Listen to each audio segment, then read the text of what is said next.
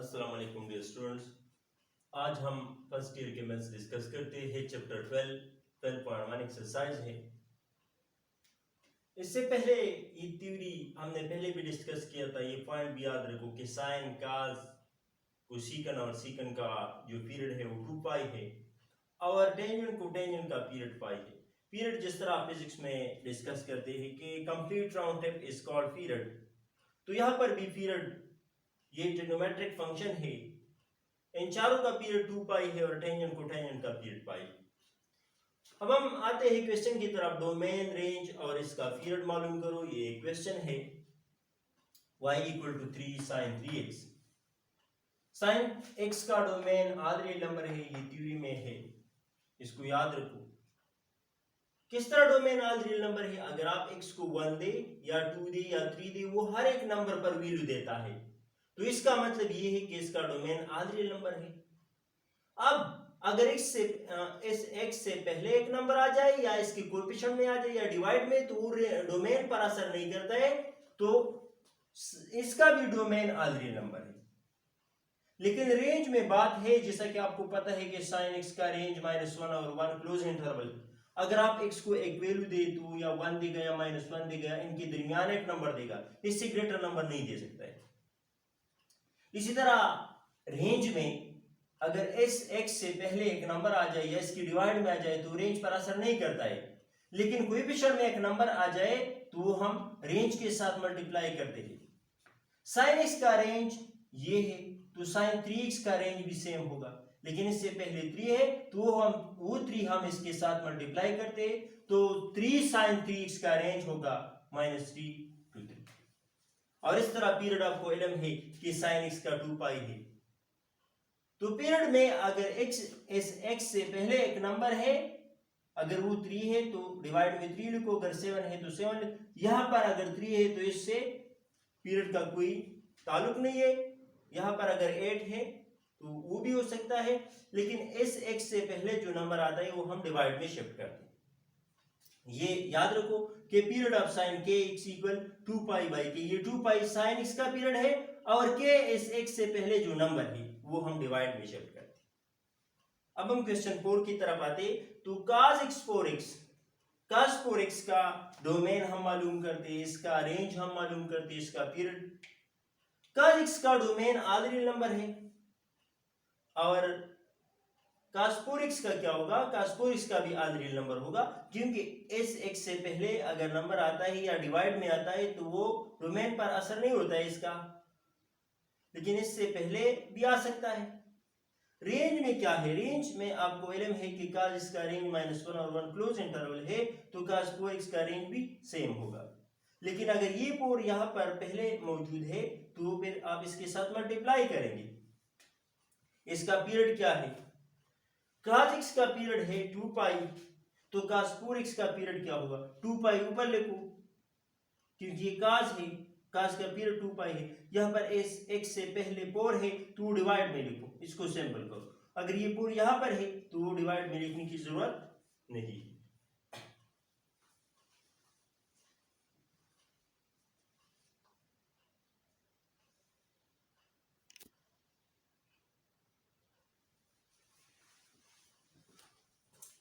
ये थ्योरी है next question के लिए। Maximum value of y equal a plus b cos theta a plus b sin theta is a plus b modulus. Minimum value of a plus b cos theta a plus b sin theta is a minus b modulus. जैसे कि आपको इल्म है कि y equal to sin x। अगर हम x को एक नंबर दे तो या 1 देगा या -1 देगा या इनके दरमियान जो नंबर है वो देगा, तो इसका मैक्सिमम वैल्यू साइन का 1 है और इसका मिनिमम वैल्यू -1। इसी तरह cos का भी मैक्सिमम वैल्यू 1 है और मिनिमम वैल्यू -1 है। जो नंबर भी आप इसको देते हैं तो आपको या 1 देगा या -1 या इन दोनों के दरमियान। अगर फंक्शन इस तरह है तो इसका maximum value a plus B modulus और a minus B modulus minimum value. अब देखते हैं हम question. Find maximum and minimum value of this function. यहाँ पर थीटा है, लेकिन इस क्वेश्चन में थीटा बाई 3 + 2 है, तो इसकी जगह पर आ सकते हैं, डिफरेंट वैल्यू आ सकते हैं। या आप इसके साथ कंपेयर कर लो, a plus B sine C theta plus D. तो यहाँ पर सिर्फ मैक्सिमम और मिनिमम वैल्यू में हमें a और b की जरूरत है। तो a का वैल्यू -2 और b का वैल्यू 1/2। तो मैक्सिमम वैल्यू ये है a plus B modulus -2, b का वैल्यू 1/2 है, तो +1/2, 2 2 -4 +1 -3/2। और मिनिमम वैल्यू क्या है, माइनस है, तो -2, a की जगह पर -2, b की जगह पर -1/2, 2 2 -4 -1 -5/2। तो ये मैक्सिमम और मिनिमम वैल्यूज हासिल होगी।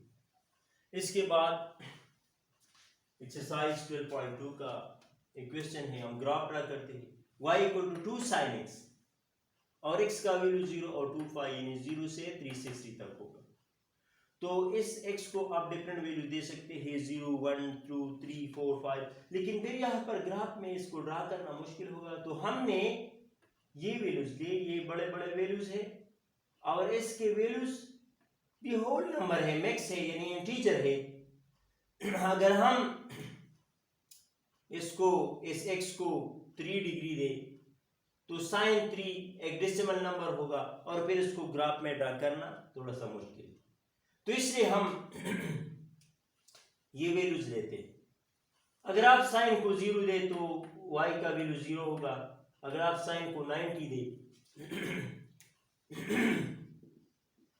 sin 90 तो 2 sin 90 1 के बराबर है, तो वैल्यू 2 हो गया। अगर आप sin को 180 दे, 180 0 के बराबर है, तो ये वैल्यू 0 हो गया। अगर आप 270 दे, इस तरह ये आप कैलकुलेटर पर कर सकते हैं, 2 -1 देता है तो ये -2 होगी। इस तरह 360 अगर आप दे तो 0 और 0 मल्टीप्लाई टू 0। तो अब हम इसको ग्राफ करते हैं, ये x है, ये x डैश है, y है, और ये x भी 0 है, y भी 0 है, तो ये एक पॉइंट ये है। अब अगर x 90 हो गया तो y का वैल्यू 2 है, तो ये x 90 और y 2 हो गया। अब अगर x 180 है तो y 0, तो अब इसको ज्वाइन करो इसी तरह। अगर x 270 है तो y का वैल्यू -2 है, तो ये वैल्यू बन गया। अब अगर x 360 है तो y 0, तो ये इसका ग्राफ बन गया।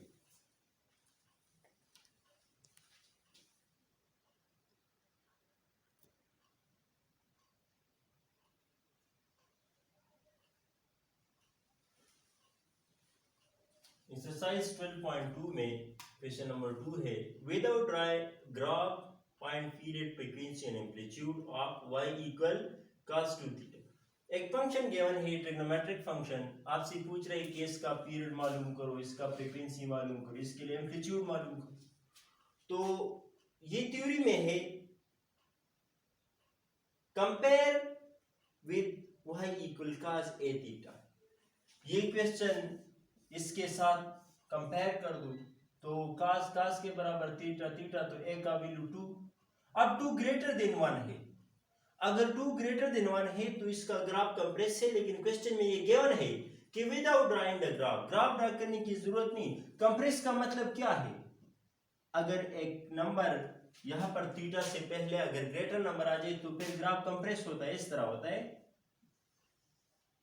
लेकिन यहां पर अगर नंबर स्मॉलर है, 1 से कम है, फर्ज करें y = cos θ/7, थीटा की डिनोमिनेटर में 1/7 है, 1/7 1 से कम है, तो फिर इसका ग्राफ एक्सपेंड होगा, कुछ इस तरह होगा।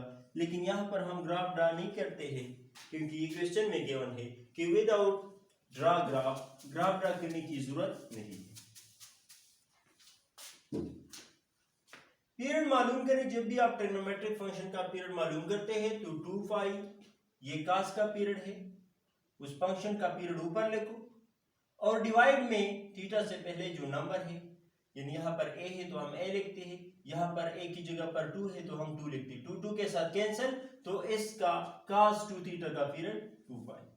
फिजिक्स में आप जिस तरह पढ़ते हैं कि frequency the reciprocal of time period is called frequency, तो फ्रीक्वेंसी यहाँ पर 1 है लेकिन हम लिखते नहीं है, इसका रेसिप्रोकल क्या है 1/π। आप इस तरह भी कर सकते हैं कि फ्रीक्वेंसी 1/पीरियड, पीरियड का मतलब t, तो 1/t 1/पाई, तो ये इसका फ्रीक्वेंसी है।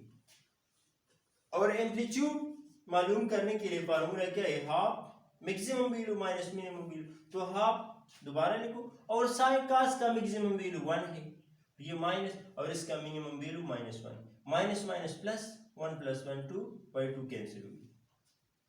मैक्सिमम वैल्यू का मतलब ये है, अगर कास को आप जो भी देते हैं y = cos x, इससे पहले अगर नंबर है डिवाइड में इसकी कोएफिशिएंट, अगर आप कास को जो नंबर भी देता है तो वो आपको मैक्सिमम वैल्यू 1 देगा और मिनिमम वैल्यू -1 देगा। यानी कास आपको 1.1 नहीं दे सकता, ये आप बाय कैलकुलेटर प्रूव कर सकते हैं खुद।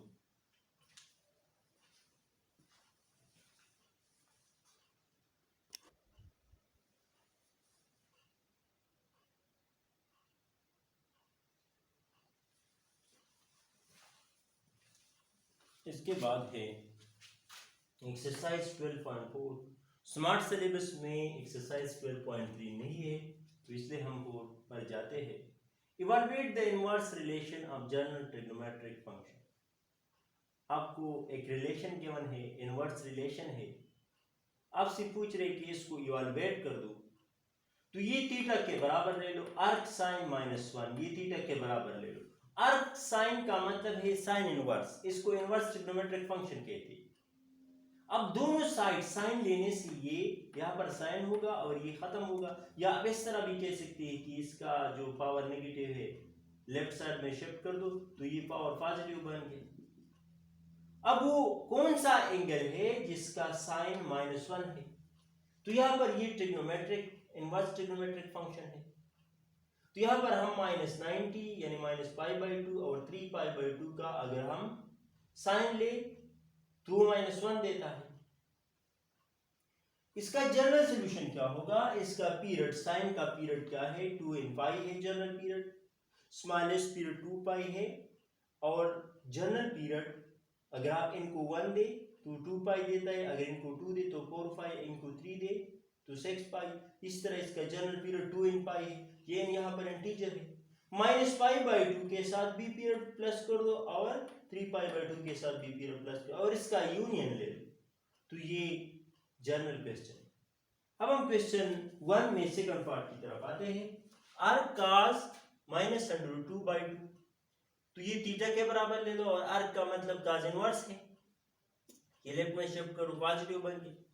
-√2/2, ये 2 हम इस तरह लिख सकते हैं, √2 because when the bases are same power should be added, तो दोनों का बेस सेम है, 1 + 1 2 स्क्वायर √2 के साथ कैंसिल हो गया, 2 हासिल हो गया, तो इस 2 की जगह पर हम लिख सकते हैं, और ये कैंसिल कर दो, -1/√2। अब आपको टेबल याद करना है कि वो कास कौन सा है जिसका हम, तो -π/4 है, -45 है।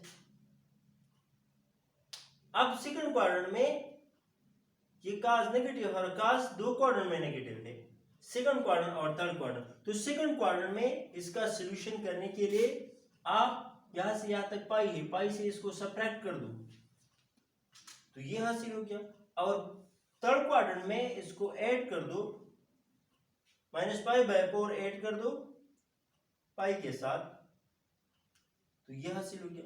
अब जनरल सॉल्यूशन के लिए 2n π इसके साथ भी और इसके साथ भी, और फिर इसका यूनियन ले लो। क्वेश्चन नंबर 3 पर आते हैं, फाइंड एग्जैक्ट वैल्यू। इसका एग्जैक्ट वैल्यू निकालना है, तो आपको इल्म है ये थीटा साइन इनवर्स √2/2 के बराबर ले लो, क्योंकि इसका वैल्यूज निकालना है, तो ये लेफ्ट में शिफ्ट कर दो। अब ये वाला हम इस तरह लिख सकते हैं,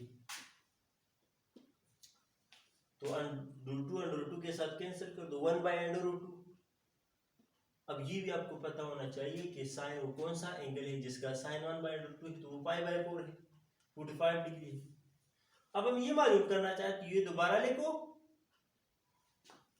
साइन इनवर्स थीटा π/4 के बराबर है, तो इसका मतलब ये थीटा सेम है, तो साइन इनवर्स √2/2 का वैल्यू π/4 है, और cos π/4 1/√2 के बराबर।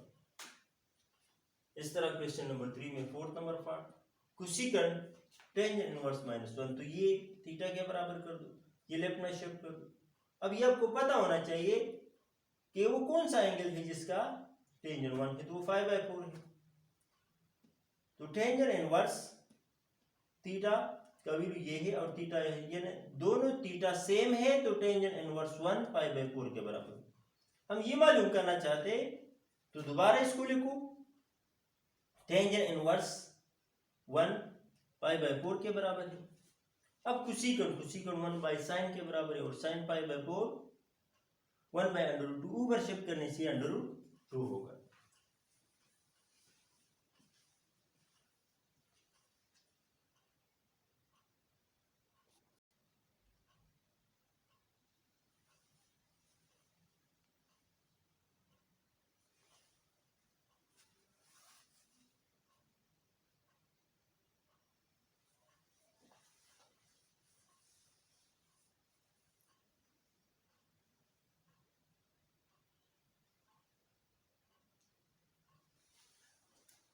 इसके बाद न्यू एक्सरसाइज के लिए हम फार्मूले डिस्कस करते हैं।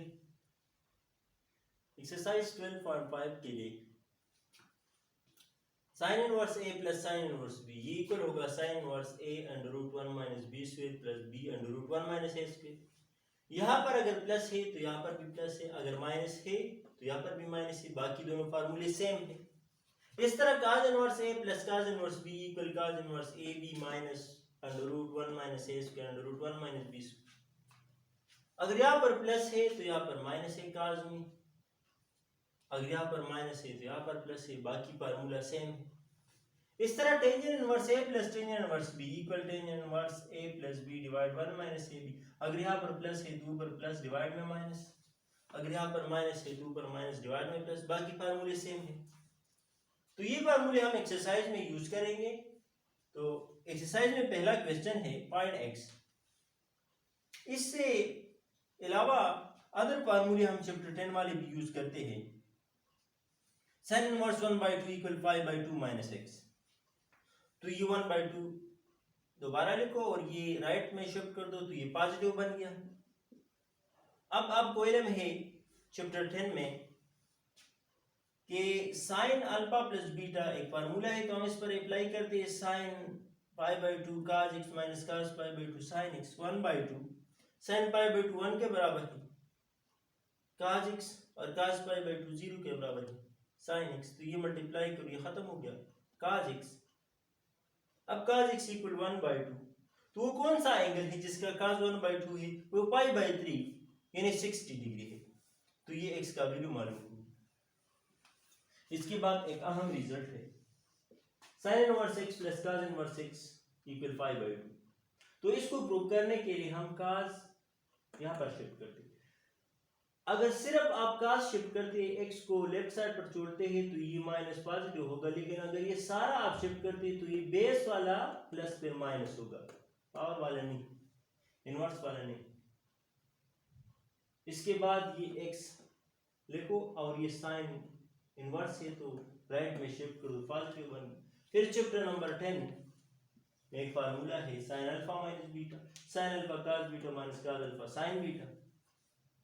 तो फार्मूला इस पर अप्लाई करो, साइन अल्फा की जगह पर π/2 लिखो, cos बीटा की जगह पर ये सारा cos इनवर्स लिखो, माइनस cos अल्फा की जगह पर π/2 और साइन बीटा की जगह पर cos इनवर्स x। तो sin π/2 1 के बराबर है, cos इसका पावर प्लस है और ये माइनस है, तो ये कैंसिल होगा, x रहेगी। cos π/2 0 के बराबर है और ये दोबारा लिखो, तो ये सारा टर्म 0 हो गया। अब x1 x equal to x के बराबर हो गया। तो आप कह सकते हैं जब x के बराबर है तो आप कह सकते हैं कि ये भी बराबर है, और इससे हम दोबारा ये हासिल कर सकते हैं क्योंकि ये लेफ्ट में शिफ्ट कर दो, पॉजिटिव बन गया। तो ये एक प्रूफ है। इसके अलावा अगर टेंजेंट और कोटेंजेंट इनवर्स आ जाए तो वो भी इसके बराबर है, सीकंड और कोसेकंड इनवर्स आ जाए तो वो भी इसके बराबर है। इसके बाद क्वेश्चन नंबर 4 है शो दैट, शो करना है कि लेफ्ट साइड से राइट साइड किस तरह आता है। तो इसके लिए आप ये लेट कर दो, ये a के बराबर ले लो, ये b के बराबर, साइन इनवर्स राइट में शिफ्ट कर दो, तो x equal to sine a और इस तरह y equal to sine b। अब हम लेफ्ट साइड से राइट साइड प्रूव करना चाहते हैं, तो इसके लिए आप लेफ्ट साइड ले लो, cos इसकी जगह पर a लिखो और इसकी जगह पर b, और चैप्टर नंबर 10 में एक फार्मूला है वो अप्लाई करो, cos a cos b plus sin a sin b।